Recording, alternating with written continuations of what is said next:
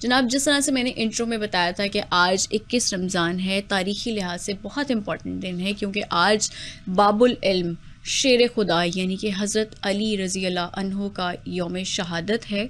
इस हवाले से हम बात करेंगे कि हज़रत अली रज़ी अल्लाह अन्हो की शान, सीरत और बहादुरी के हवाले से हम नौजवानों को क्या सबक मिलता है, उनका ज़माना किस तरह का था, इसी हवाले से हम गुफ्तगू करेंगे। हमारे साथ मौजूद हैं professor Taimur Farooqui, Islamic scholar हैं। अस्सलाम वालेकुम प्रोफेसर साहब, कैसे हैं आप? अल्हम्दुलिल्लाह। प्रोफेसर साहब, बहुत इंपॉर्टेंट दिन है आज और हज़रत अली रज़ी अल्लाह अन्हो के हवाले से ही जानना चाहूँगी कि उनकी बहादुरी के बहुत किस्से मशहूर हैं, नौजवानों के लिए उसमें क्या सबक है? आऊज़ु बिल्लाहि मिनश शैतानिर रजीम, बिस्मिल्लाहिर रहमानिर रहीम।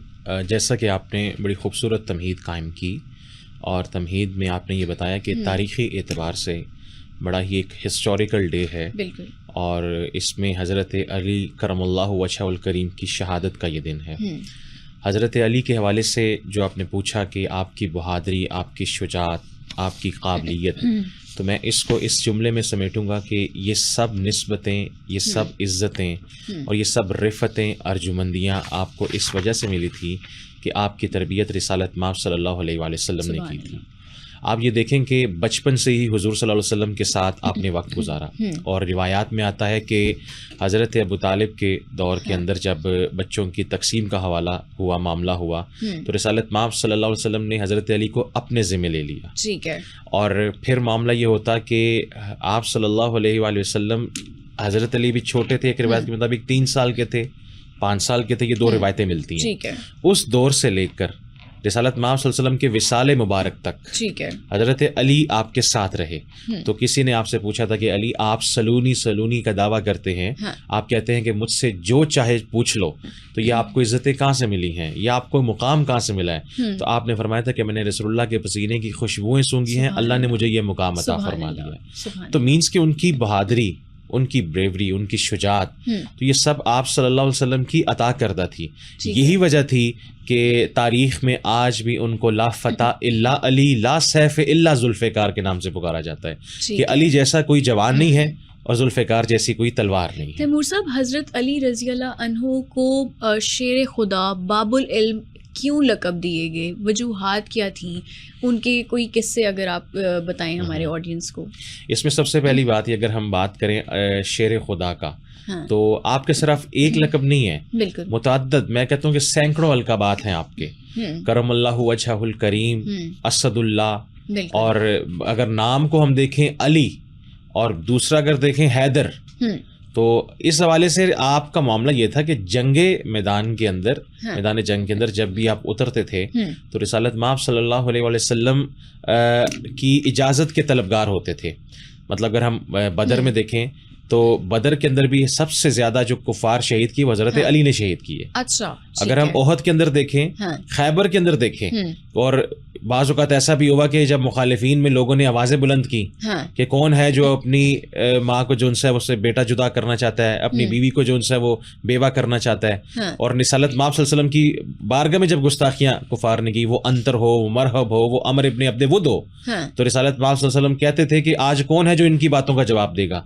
तो कहते हैं सहाबा में से सबसे पहले जो तलवार उठाते थे वो हज़रत अली करमल्लाहु वजहुल करीम थे। तो एक मौका फिर ये भी आया कि जब आपने तलवार ली तो नबी अलैहिस्सलाम ने फरमाया कि अली को बुलाओ। अली को जब बुलाएगा तो नबी अलैहिस्सलाम ने अपनी दस्तार मुबारक दी, अपना जुब्बा दिया, अपनी तलवार अता की। तो जब मैदान में आप उतरे तो लोगों से पूछा रिसालत माब ने कौन जा रहा है, तो लोगों ने कहा कि जी अली जा रहा है। आपने फरमाया नहीं, कुल्ले कुफर के मुकाबले में कुल्ले ईमान जा रहा है।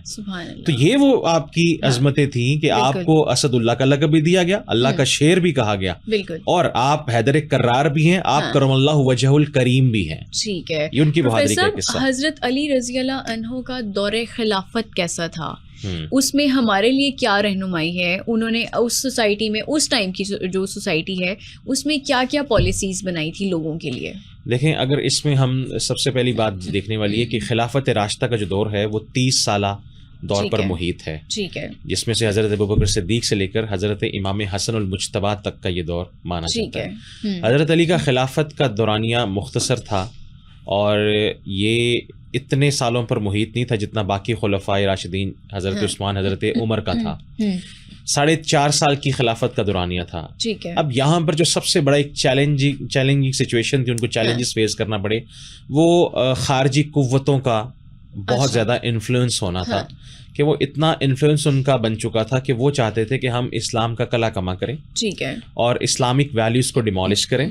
तो हज़रत अली ने उस दौर के अंदर बहुत सारे चैलेंजेस को फेस किया। उससे पहले जो हज़रत उस्मान की शहादत का मामला था, वो भी एक मसला बना कि उस हवाले से किसास की आवाज़ बुलंद हुई। यही वजह थी कि आपने अपना जो मरकज़ था, सेंटर था, जिसको हम फेडरल कह सकते हैं, वो अपना चेंज किया। वो मदीना से आप कूफे की तरफ आ गए।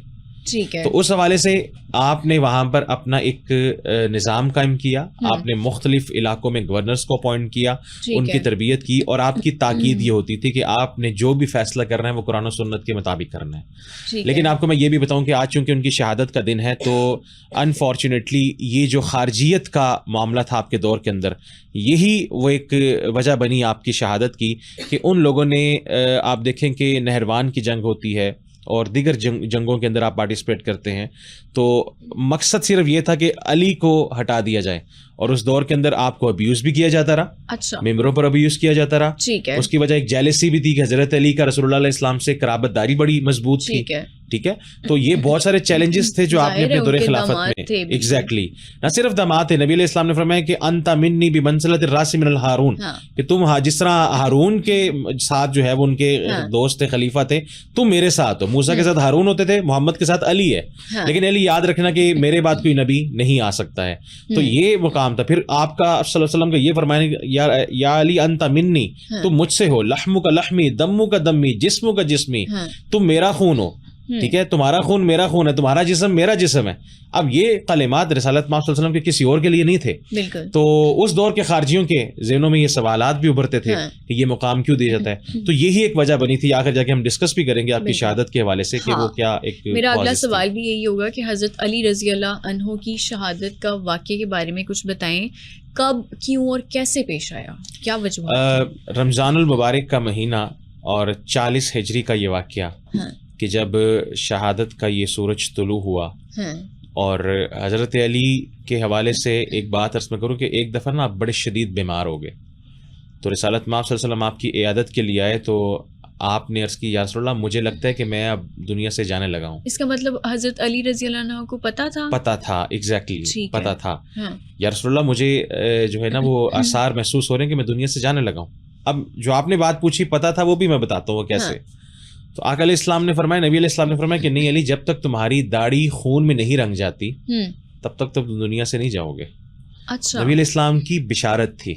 ठीक है। आप सल्लल्लाहु अलैहि वसल्लम ने बिफोर टाइम आपको बता दिया था कि अली, एक वक्त आएगा तुम्हारी दाढ़ी खून में रंगेगी, ठीक है, और तुम दुनिया से जाओगे उस वक्त।